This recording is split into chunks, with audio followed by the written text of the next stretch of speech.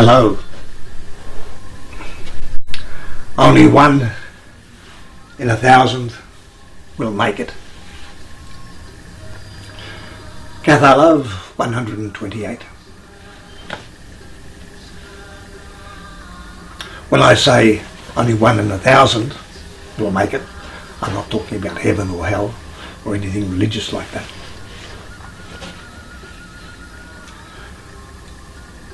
I'm simply referring to the fact that it's only 1 in 1,000. Maybe you disagree, and 1 in 2,000. Be as it may. That will be able to break free from the constraints of society, of their country, and become the man or woman they actually want to be. Not conform to what they have to do. And we all know about that.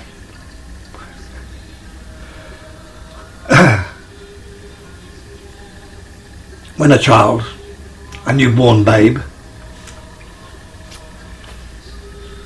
arrives on planet Earth,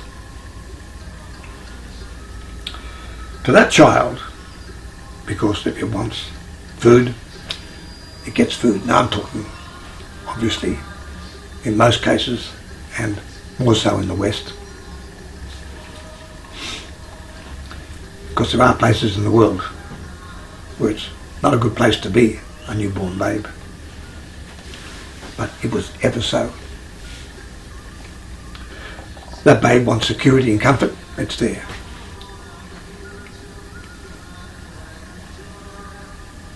Tender loving care, it's there. All the nurturing it wants. So the babe is infused and gets to feel that it can do anything. There's 3 languages spoken in the house. That child will learn, absorb that, and because it has a capacity to learn 3 languages. That child has got magic and miracles in that hand and gold dust in the other. It can be whatever it wants. But then, in almost all cases, as that child is sucking on its mother's breast milk or drinking its formula, it's hearing about prejudices for and prejudices against. Be careful of him. He's from another country. Or whites. You've got to be careful of whites. Just watch those Christians. Oh, the Jews, be careful of them. Oh, Islam. He's a Republican, a conservative, a Democrat. You're picking up as a child through your parents and their friends and visitors' conversation. You're picking up all these prejudices, what your family is for and what your family is against. And your family, who is giving you everything, that is, if you're king and queen, it's the emperor and empress. And you want to please your family. And so therefore, you do your family's bidding, and really, you do your family's thinking. Further on, we're off to school, education. And education, and we're told this and we're told that, and we learn this and we learn that. But overall, it's teaching us to be a good student, and a good student ultimately will be a good worker for the nation and the state. And again, you're picking up your further prejudices for and against. And then on Sunday, there's religion, mass, Bible study, or whatever. Maybe you're an atheist. Maybe religion doesn't come into your family. Be as it may. You're picking up those particular prejudices. And often to university. And even to university, where things are supposed to be open and free, and one's mind can range from this horizon to that horizon, you suddenly find, tain't necessarily so. Because you can't do and say what you just like at university. There are do's and there are don'ts. And teenagers want to conform. We want our hair did to be like that person. We want to dress the same way. We'd like our skin colour to be that way, or whatever it happens to be. We stick with the consensus, and that's what most people agree on, and we try and conform so we can conform with our group of friends that we've thrown our lot in with. So it's teaching us this is a consensus, this is what society thinks, and this is the way we conform within that society. And often, when you do get that person who's a little bit radical of thought and so forth, quite often they're hammered down, or they might even be expelled from that school or university.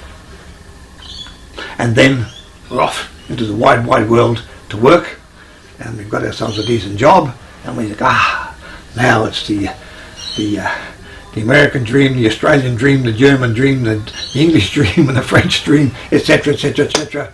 I want my wife, and I want my children, and I want my house, and I want my car, and I want to live in a decent suburb. This all costs time and money, and to do that you must further conform within your workplace and to get on within various organisations that you may belong to that might help you up the ladder.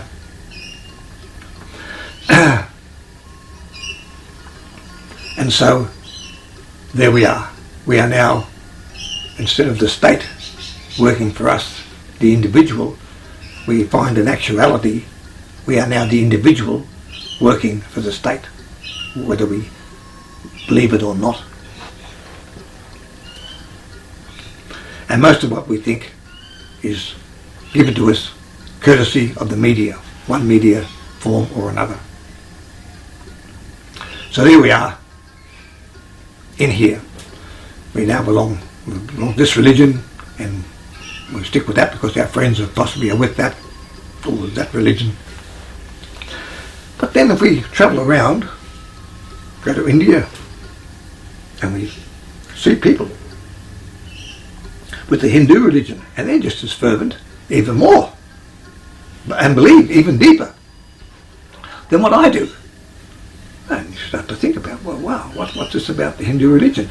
Or some other religion, Islam or Judaism, or you think, well, I had enough of religion. What's this atheism I hear about? They seem to get along, and they seem to be nice people, and they got raising their kids and so forth. They don't have any religion. And there's Gnostics over there. I've even heard about Cathars.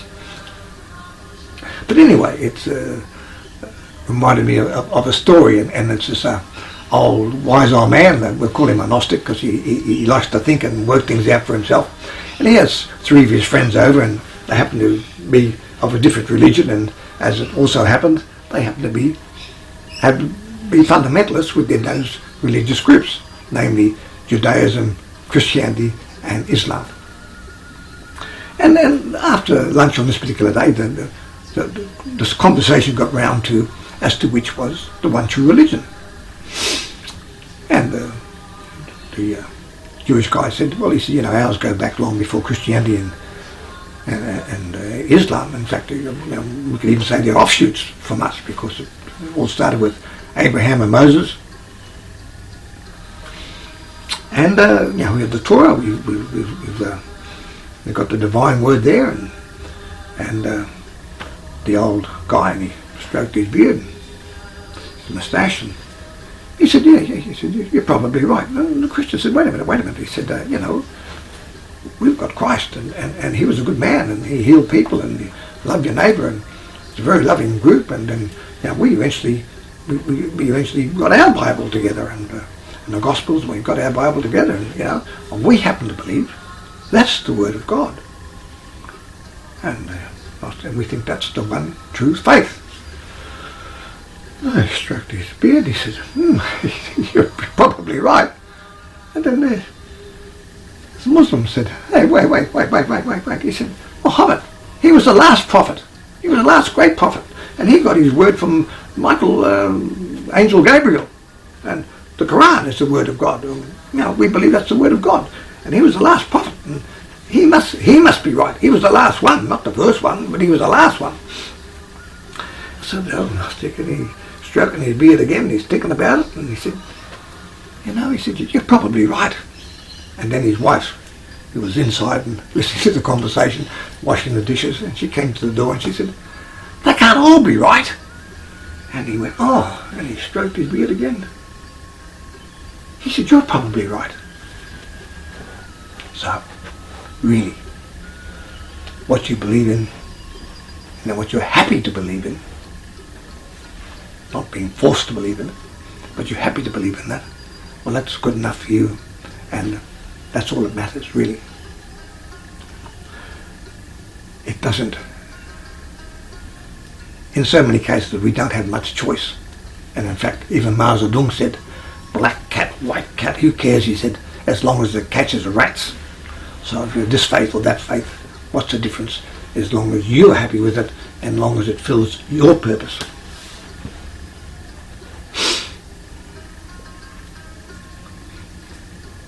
But Catharism, Gnosticism, doesn't quite commit to those things, because if one belongs to a religion, whatever one it is, and that's fair enough, most likely your religion, your religion of birth, and you work within the rules and doctrines and dogmas and commandments of that religion, and that's fine. Well, you need to belong. But Gnosticism is a bit of a different kettle of fish.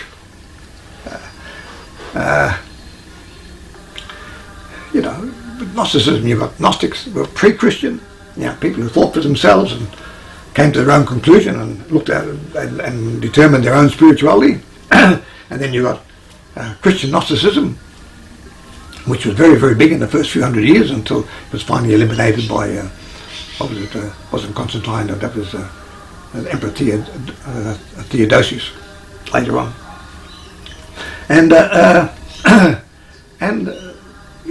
all faiths have their different groups. In Judaism, you've got different groups within that, different belief systems. Within Islam, you have different belief systems. I saw a show, and it was 8 Muslims living together for 8 days, something like that. And most of them were Sunni, and there was one Shia, and there was one Sufi. But two within the group, one was gay, and one was bisexual, as it turned out. And they discussed these things, and most of the others had real problems with that because they felt that wasn't correct according to the Quran. But one there was a Sufi, and she took the group outside, and she showed some dances that they did and some affirmations and prayers that they did, and all the others were really looking at her and thinking, you're coming from another planet. But she was a Muslim, but she was a Sufi, and the Sufis, of course, are regarded as Gnostic within Islam, because they can have their own connection with the divine. And of course, within Judaism, there's also Gnostics there, those who the people who study the Kabbalah, and so there's the mystical side of Islam as well. And of course we know about our Christian Gnostics. But the thing about the Gnosticism is where the dilemma comes in, is that Gnosticism expects you to think for yourself, and that means you should know about science and what the latest scientific discoveries are in medicine, so look after yourself in your own spirituality, so you've got your own connection, try and get your own connection with the divine. And then, of course, within Gnosticism, you've got various Gnostic groups and a whole range of Gnostic thought, because people are thinking for themselves, as it should be. And then, of course, then you've got Catharism, which is an aspect of Gnosticism, which I happen to go on. But even with that, I'm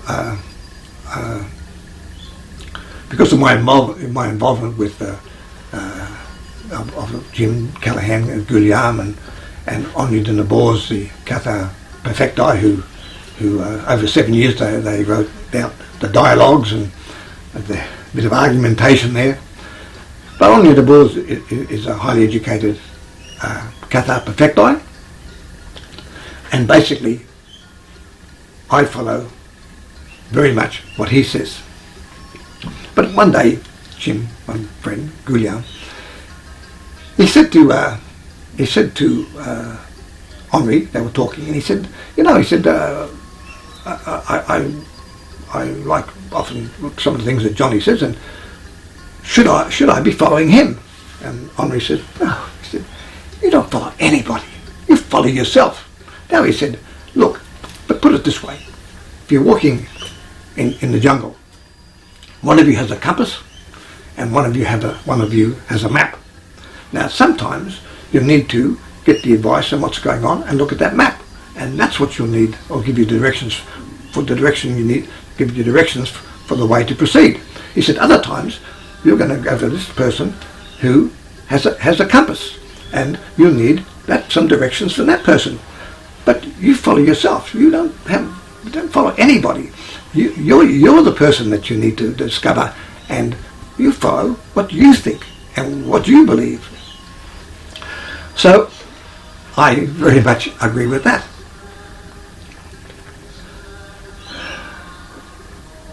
The other thing that Henri said, he said a lot of things, but he said that Gnosticism, he said, don't ever let Catharism be made into another religion. He said the world has more than enough religions. And he said religion has never saved people from the emotional pain and hurt of living. They might have tried, but it hasn't succeeded so far. And he said that Gnosticism, and obviously because you have to think for yourself and think deeply about things and analyse and rationalise and make a decision, he said Gnosticism is too far and remote a philosophy to ever be made into a religion. And I agree with that, because for religion, people are in agreement with this group of doctrines of the religion, and Gnosticism, you've got often a group of disagreements, but that's the way it's supposed to be. But the thing about Gnosticism and Catharism is that it's being able to break free, to come around to the fact that you can still do what you want to do. You can still be your own man and still be your own woman. Because there, in Gnostic Catharism, we want you. You should want yourself to go out and discover what the world has to offer. And work out what magic and miracles you can get in this hand or both hands. And along the way, find gold dust. But the gold dust doesn't necessarily have to be in money. The gold dust can be in knowledge, in contentment, in the fact that you just feel good. And the other thing I'd say is, if you're looking after your body, that you're also looking after your health. Because if you haven't got your health, most things just fall by the wayside. So, again, it's only that 1 out of 1,000, or whatever the number is, that manages to break free, if they want to, because many don't, break free of the conformity of their families, their educations, the prejudices, the racism, all these different things, the intolerances. But also, with a lot of families, you're also learning about decency and goodness and respect, and these are the good things about it, and these are the things that we need to be following. So, the thing is, even though that child has that potential, miracles on one hand, magic and gold dust in the other, we as human beings and thinking human beings, we do, and it's up to ourselves to how do we break free, if we need to or want to, of our conformity. And breaking free also means to speak out. And when I say speaking out, you don't have to go on YouTube, but it can be what you think and what you feel amongst talking about your friends and those that you trust. If you feel that another philosophy or religion or whatever it happens to be interests you, then you should be able to talk about that with your friends. There's one thing I can tell you, that the silent majority doesn't amount to much at all. I mean, in Germany, the vast majority didn't agree with Hitler, but Hitler ended up in charge of Germany, and we had the Second World War. The same happened in Japan. I mean, Japan was a democratic country, but we still ended up with Tojo and the military caste system, and we had our Second World War. And we can go through whichever particular society or group, and you'll find it's the people who speak out, and not necessarily people who speak out are saying things that you agree with. So in your own way, we don't have to get out and protest. You can do that too. I mean, and good luck to you if you're doing that. And at times we should be doing that. But at least we should be able to talk to our friends or the group that we're with, and we should be able to discuss our feelings, our thoughts, and if the friendship is there, and which it should be, that people will listen to what you're saying, and they will respect you for the fact that you're thinking about things. So ultimately, it's only by breaking free of the conformity and prejudices that were hammered into us as children, and we can say, no, this is where I want to be, this is what I would like to be doing, this is what I'd like to be doing for myself, this is what I'd like to be doing for society. But when we do that, and we do go out, and we possibly go and do, Thoreau said, there's two paths in the woods, and I took the path less travelled by. And that made all the difference. So to him, he took the path that the least people walked on, and he found that made all the difference in his life. And on Thoreau's words, I'll end. Bye for now.